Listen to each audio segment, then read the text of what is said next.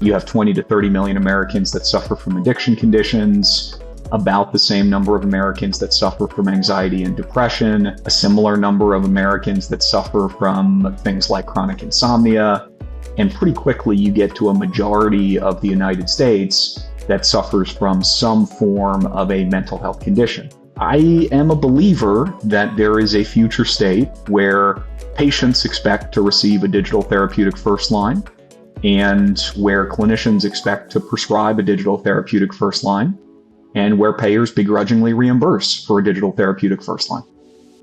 That's Corey McCann, the managing partner at T.Rx Capital and the founder and former CEO of Pear Therapeutics. And I'm Josh Nelson, head of healthcare at THL Partners. And this is Healthcare in Action.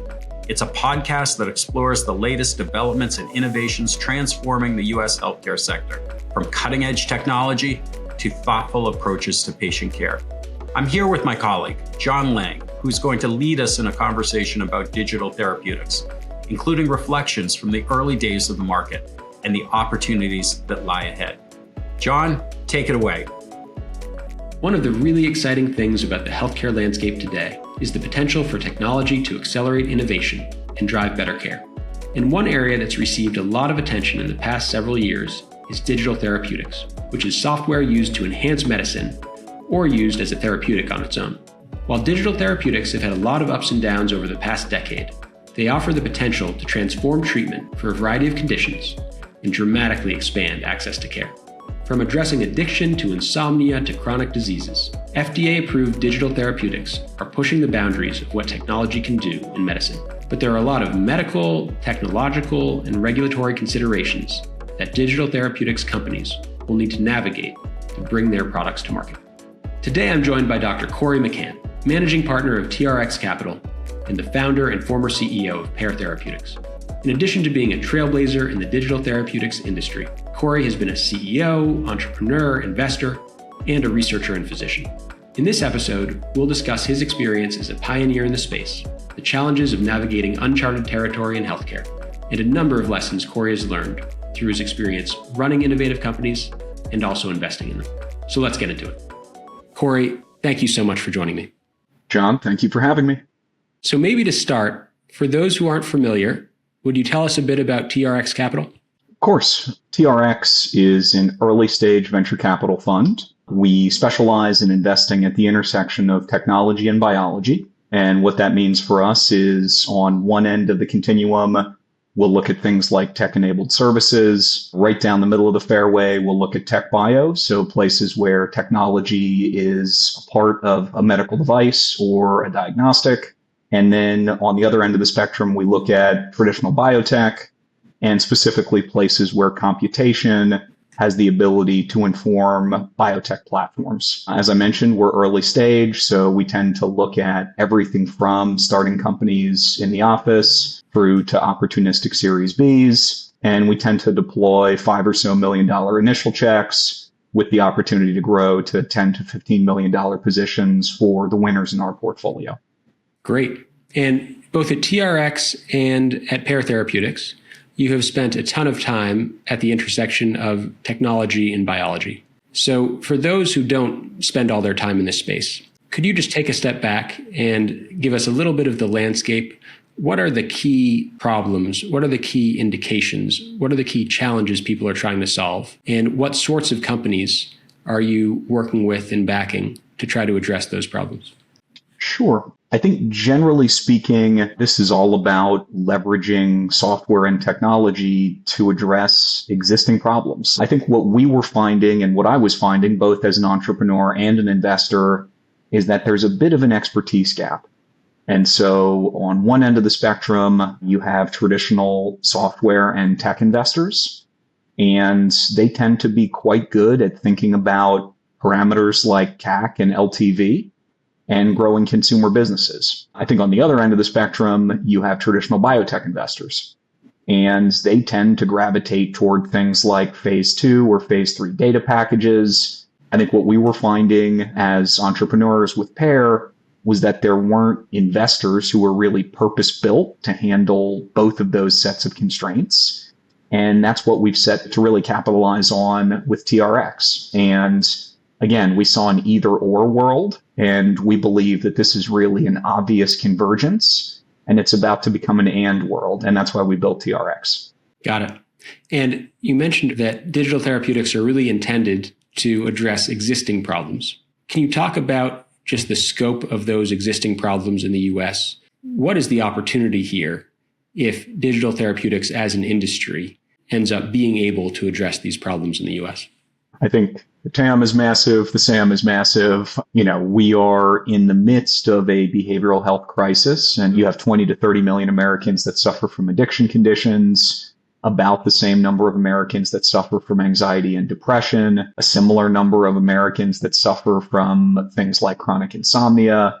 And pretty quickly, you get to a majority of the United States that suffers from some form of a mental health condition. We've focused on mental health here, but you see digital therapeutics in cancer care. You see them in gastrointestinal conditions. You see them in cardiovascular care. I'm a firm believer that there are hundreds of these products that are poised to impact human health. And so suffice to say, the number is large. And the impact on patients is potentially staggering. I am a believer that there is a future state where patients expect to receive a digital therapeutic first line, and where clinicians expect to prescribe a digital therapeutic first line, and where payers begrudgingly reimburse for a digital therapeutic first line.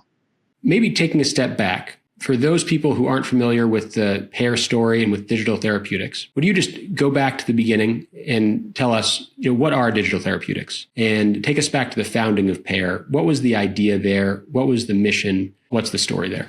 There's been so much said on the topic that I'll try to be both comprehensive and brief at the same time. At times, it's been called software as a drug. At times, it's been called digital therapeutics. I think the title and the moniker is less important. I think the approach is a bit more what characterized the company. And so the way that we thought about these products is that fundamentally, these are medical products. Specifically, they're medical devices. They are software as medical devices. And what we did was we developed digital products to treat specific patient conditions. I'm sure later here we'll talk about our products in addiction and possibly insomnia. But there was a whole pipeline of products, much like you'd find in an early stage biotech company. We ran those products through clinical trials to understand what are the risks and what are the benefits associated with patient use of the products. We showed an efficacy benefit for the products, took that to the FDA, and ended up getting labels for these products. And I'm still very proud of the work that we did there. Pear had 3 of the first 3 ever FDA-approved pieces of patient-facing software. It's 2 of our addiction products, 1 of our chronic insomnia products. And that really formed the basis for the field that's now called digital therapeutics. From a commercial perspective, the model that we employed was very much like what a pharmaceutical company would employ. We had the products prescribed by clinicians, used by patients, and reimbursed by third-party payers, i.e. insurance companies. I think that's a model that still has a good deal of merit, and I'm sure in this conversation, we'll talk about what worked, what didn't work, and what we might do differently. That's great. And maybe just to make it even more concrete, can you talk about maybe your first product and, maybe the path to FDA approval and also the patient experience, how a patient would interact with that product? Absolutely. So our first product was and is called Reset. This product is an app which is prescribed to patients who are suffering from addiction to a number of substances, including alcohol, cannabis, cocaine, and stimulants like methamphetamine. So a patient is suffering from something like methamphetamine use disorder. They go to their clinician. The clinician diagnoses them and writes a prescription for the Reset product. The patient then uses their own smartphone. They, via the prescription, download the app, and they're then walked through a 12-week course of a very specific type of behavioral therapy, which traditionally would be delivered by humans with PhD level training in behavioral therapy. And in clinical studies and also in the real world, patients who utilize the Reset product had significantly lower rates of substance abuse, So they were able to use their substances of abuse less. They tended to show up to their in-person therapy appointments more frequently. And for this patient population, retention is something that's quite important. And then when we looked in the real world, those were patients who were costing several $1,000s less to the healthcare system overall. Got it. And as I think about the differences or the benefits of digital therapeutics versus traditional therapeutics, one might be access, one might be standardization and best practices. But then there are also some things digital therapeutics can do that behavioral therapy in person can't. And so can you talk about those differentiators? How is a digital therapeutic different, and what are the benefits versus traditional models? I think about this as almost a 2x2 matrix. So, what are the benefits versus in-person therapy? What are the benefits versus pharmacotherapy? And I think you nailed the two versus in-person therapy. It's access and standardization. Most of the people that suffer from these conditions are not able to access any care, let alone the best of breed standard of care. And for things like opiate and methamphetamine use disorder, there's actually an anti-correlation between the severity of the problem and availability of face-to-face providers. Think about areas like rural Kentucky, where methamphetamine has ravaged the state. There are counties that don't have a single licensed mental and behavioral health provider there. So that's sort of the versus in-person care axis. Versus pharmacotherapy, I think of the benefits as being twofold there as well. So one, these are digital products, and while they're not side effect free, these are products that have far superior side effect profiles to drugs. So take, for example, SSRIs like Prozac for the treatment of depression. You have a whole number of different, very standard adverse events or side effects that patients just learn to live with. And in the case of a digital therapeutic, patients don't have to learn to live with those things. I think the other thing that's worth mentioning is that for many of these products, they are targeting conditions for which pharmacotherapy just doesn't work. So if you think specifically about what's called negative symptoms in schizophrenia, so this is things like a decrease in cognition for patients with schizophrenia, there are not medications that are approved to treat that constellation of symptoms. However, there are some promising digital therapeutics that are poised to address those symptoms for that patient population. Great. And you mentioned these products are sometimes described as software as a drug. Of course, drugs take years or decades to develop and billions of dollars. And so what are the benefits of being able to have an ecosystem of drug-like software to treat really important unmet needs when in the past we've had this long and costly life cycle? Yeah, so I'll switch hats from one of a software investor to one of a biotech investor. If a biotech investor is looking at a portfolio of novel molecules, they're thinking about development time, they're thinking about probability of technical and clinical success, and they're thinking about spend per unit patient or spend per unit trial. Those are the three parameters that you would want to cost out. And if you look at digital therapeutics, at least in theory, these are products that should be more likely to be clinically effective and safe than traditional drug products. They're products where one can recruit patients, generally speaking, for decidedly lower sums of money. And so clinical trials are cheaper. Generally speaking, the clinical effect sizes for these products are larger than traditional drugs, and so trials can be smaller. And you wind up with a constellation of parameters where the products are significantly higher probability, faster, and cheaper to develop than traditional drug products. That is theoretically, that was our experience, but I think if you look at some of the comps in the space, you've seen some digital therapeutics that have taken in excess of a decade to develop, where in the end they didn't show differentiation versus placebo, and where clinical trial costs were quite high. So it's not to say that the promise of the space has been seen by every developer. Got it. And in an ongoing way, digital therapeutics are able to collect data faster, more easily than many traditional drugs. How important is that, and how did you bring that to bear in operating Pear Therapeutics? Yeah, so I think it's important to highlight that, save a very small number of examples, traditional drugs collect no data. And so after a clinical study, you're effectively operating in a vacuum. Pharma companies have real world evidence efforts, and in some cases they're deploying apps and they're fighting the good fight there.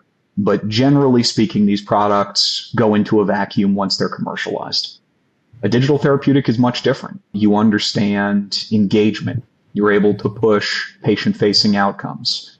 In many cases, you're able to collect what is more objective patient data, like, for example, assessment of cough via the smartphone mic, or incorporation with a blood pressure cuff or a smartwatch to assess things like heart rate variability or HRV. There's a tremendous amount of ability to collect data in the real world.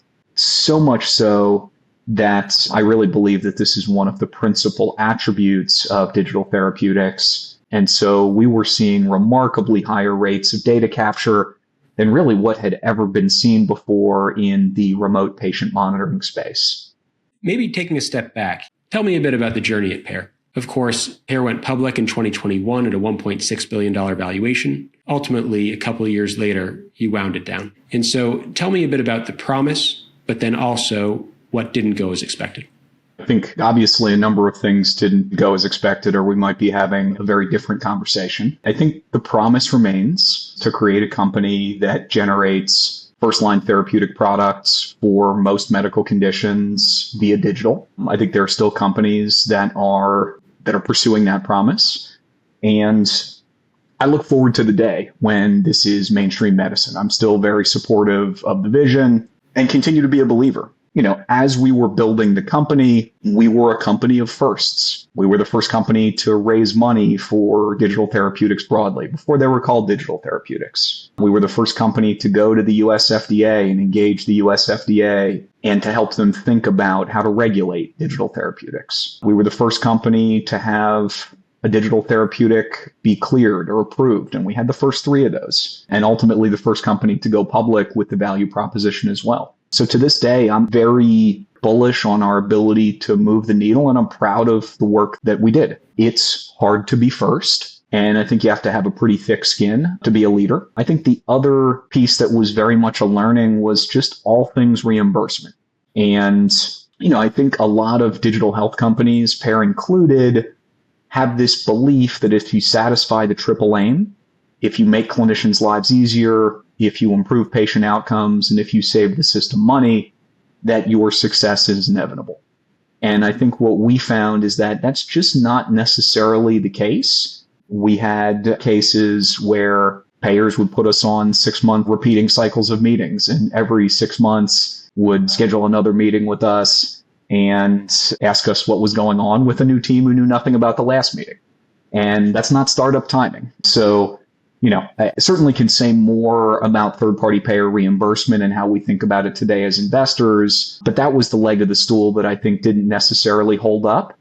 And it's always the multi-hit hypothesis. And for us, it was the combination of SVB plus being caught in a deconstructive market plus perils with reimbursement. And I think those were, a set of forces that were greater than, as a small company, we were able to endure. It makes sense. And so many companies across sectors, whether it's pharma companies or providers or others, struggle with relationships with payers, with making their argument with payers, and then also just dealing with timelines with payers. What takeaways do you have from the experience, or what advice would you give to an entrepreneur in any one of these spaces that is thinking through the strategy with payers? I think when it comes to payers, you have to really internalize a given payer's incentive and a given payer's business model.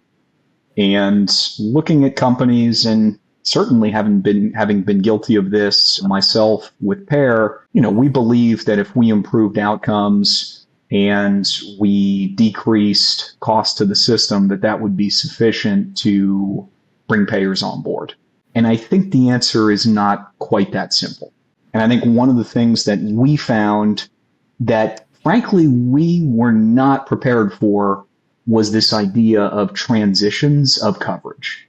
And so if you take the addiction patient journey, oftentimes you have a patient who starts down a path to addiction and they're employed and they're part of an employer plan.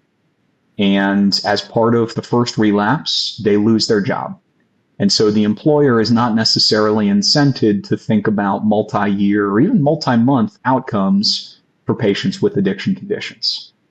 Many of those patients go on to Medicaid. And there you would think that there'd be a longer term incentive to control cost and enhance patient outcomes. And in the addiction world, many patients who go on Medicaid and have subsequent relapses ultimately end up incarcerated.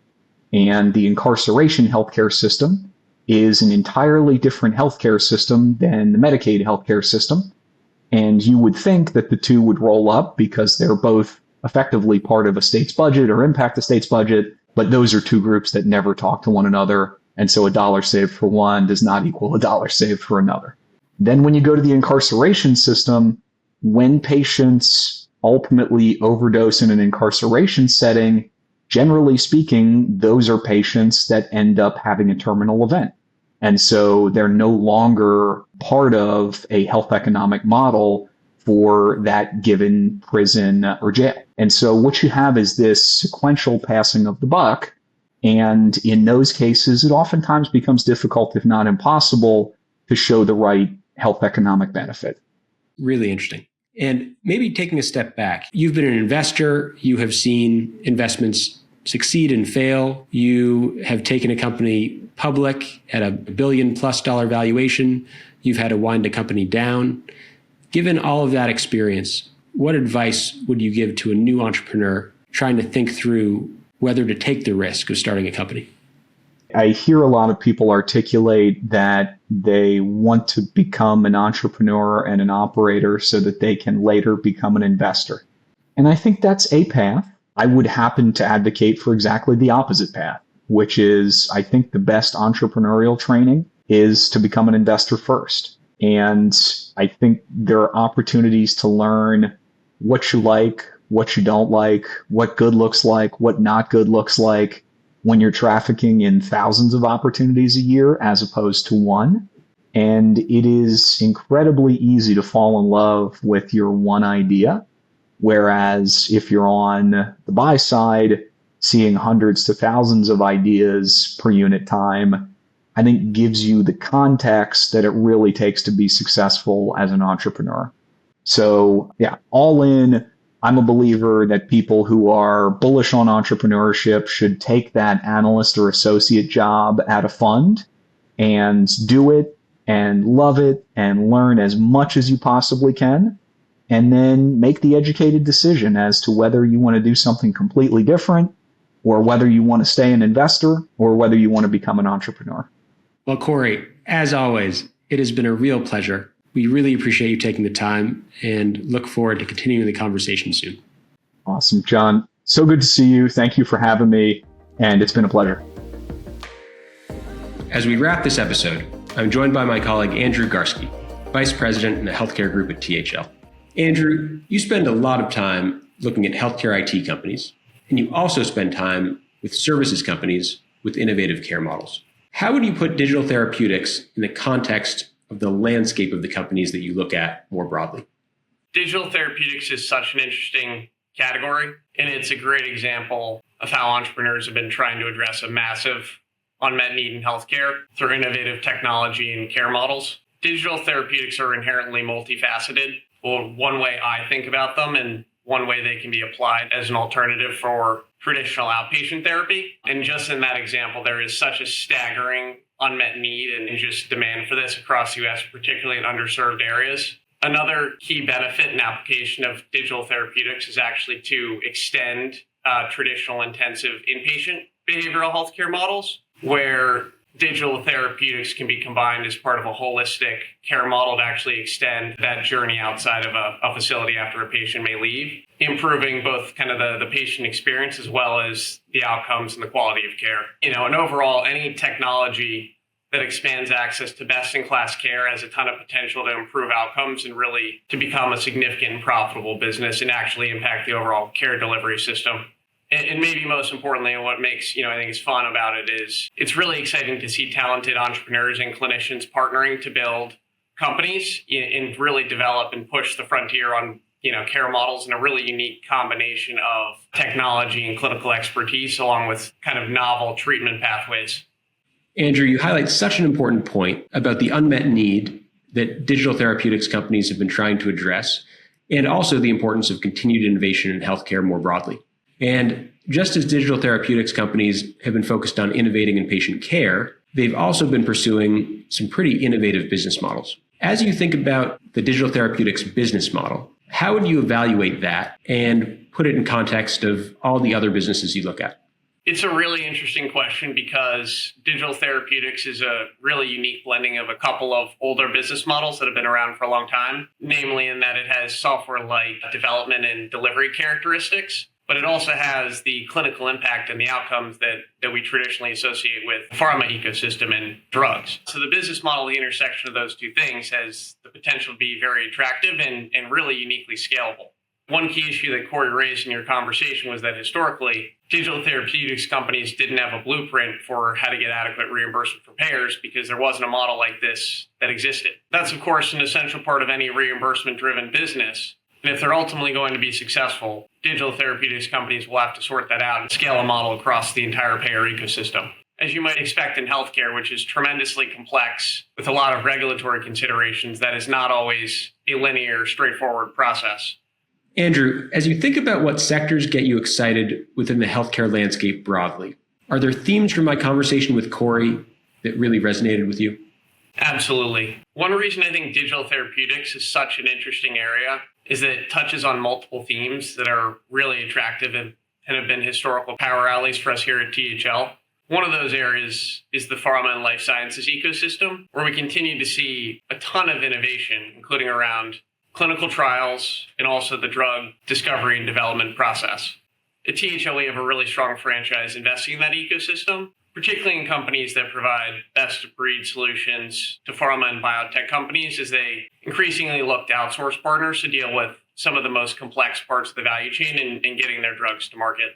Another really exciting area is healthcare technology, where there's a ton of room for continued innovation, both adopting next-generation technologies and models that uniquely combine and apply technology with clinical expertise to solve labor and clinical shortages and really just make the care journey better for both patients and providers. Of course, THL has been an active healthcare technology investor for many years, and we continue to see tremendous opportunity across the ecosystem, and specifically in the provider, payer, and pharma end markets, where technology has an ability to make a tremendous impact on quality, outcomes, and costs, and really just serve the entire ecosystem more effectively.